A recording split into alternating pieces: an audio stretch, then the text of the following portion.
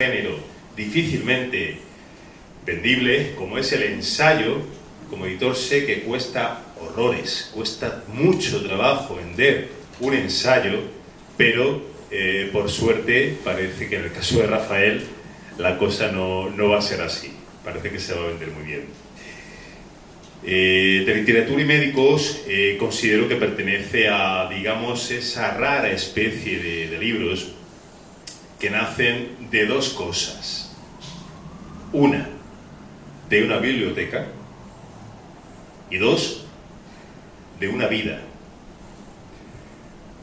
Nace de haber leído mucho, como presupongo y doy por supuesto que es el caso de Rafael, y también nace de haber visto todavía más.